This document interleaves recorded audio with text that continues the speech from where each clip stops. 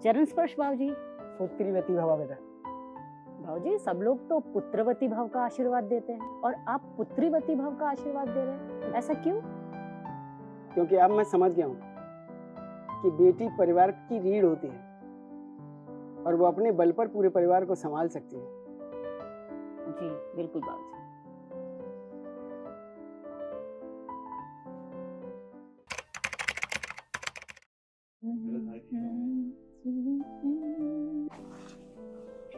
माँ, हाँ शांता ने इस बार बेटी को जन्म दिया है। घर में एक जिम्मेदारी और बढ़ गई। ठीक है, पहले बेटा हो ही गया है, घर को वारिस मिल चुका है। अब कन्यादान करके पुण्य कमा लेना।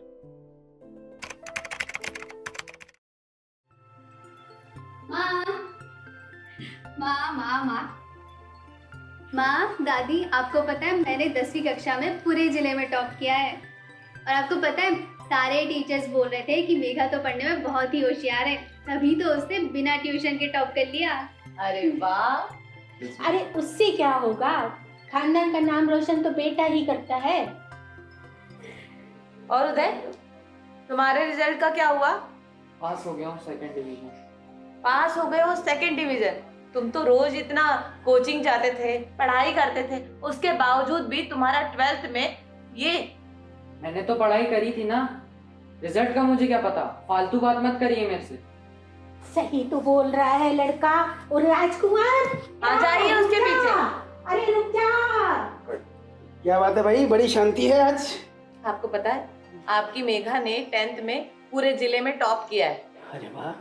और आपके लाडले ने 12th में सेकंड डिवीजन लेकर आया है। अरे वाह बिटिया, तूने तो कमाल कर दिया। साहबजादे कहाँ हैं? गुस्से में मुंह फुलाकर बैठे हुए हैं अपने कमरे में। अब अच्छे से कॉलेज में एडमिशन तो होगा नहीं उसका। अरे तुम चिंता क्यों करती हो, मेरा जो कुछ है सब उसका ही तो है। अरे एक बढ़िया से कॉलेज में अच्छा डोनेशन देके उसका एडमिशन करा देंगे।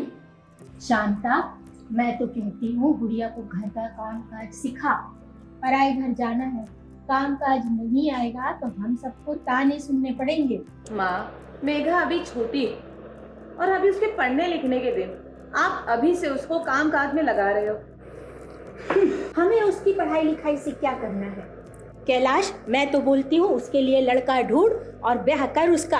अपने घर जाए तो हम सब गंगा नहाए। हाँ माँ, मैंने दोस्तों और रिश्तेदारों से बात कर रखी है, जैसे कोई अच्छा रिश्ता मिलता है शादी कर देंगे। हाँ।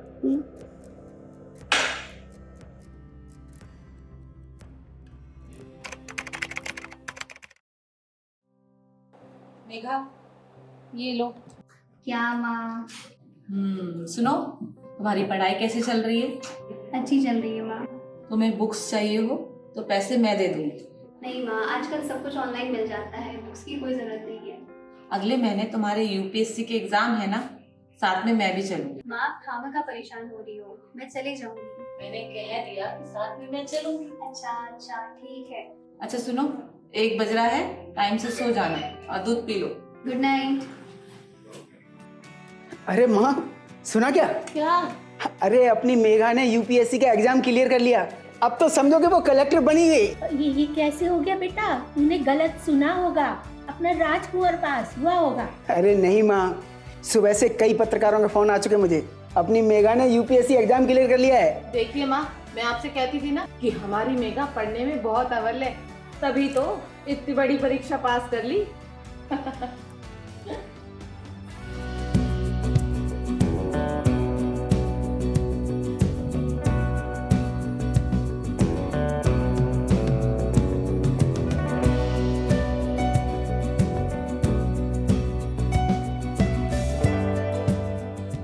उदय का फोन आया था। वो तो हमें भूल ही गया है, 5-6 महीने होने जा रहे हैं। कहाँ फोन आया?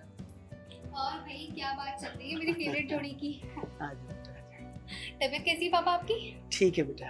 दवाई ली थी? नहीं ली ना? क्या माँ, आप पे ध्यान दिया करो। रजनी, जी दीदी। भाई मम्मी पापा अगर टाइम पे दवाई नहीं लेते तो मुझे बोल दिया करो फोन करके। क्या पापा कैसे ठीक होंगे आप? मम्मी आप तो ध्यान रखा करो। सॉरी बेटा, आगे से ध्यान रखो। क्या पापा, अगर मैं दिन भर बिजी रहती हूँ इसका मतलब ये थोड़ी ना कि आप अपना ख्याल ही ना रखें। रखता हूँ बेटा मैं। ठीक है, मैं आती हूँ। ये वही बेटी है हमारी, जिसके जन्म पर मैंने खुशियां नहीं मनाई। इसे कोई सुख सुविधा हमने नहीं दी। यहाँ तक कि जब इसने 10वीं टॉप किया तब भी हमने इसे खुशी नहीं दी। और अब यही हमारे माँ बाप बनकर हमारी सेवा कर रही है। और एक वो मेरा बेटा है जिसे मैंने पढ़ाया लिखाया, उसकी हर सुख सुविधा का ध्यान रखा, अपनी जमीन जायदाद बेचकर उसे पैरों पर खड़ा किया।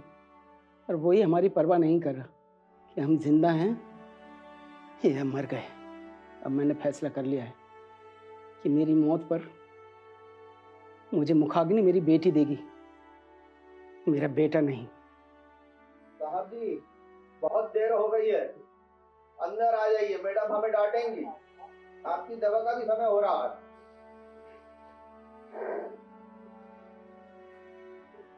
हाँ, आता हूँ।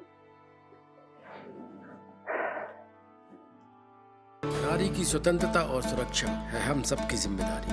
यही है हमारा कर्तव्य और यही आह्वान। मध्य प्रदेश पुलिस द्वारा जनहित में जारी।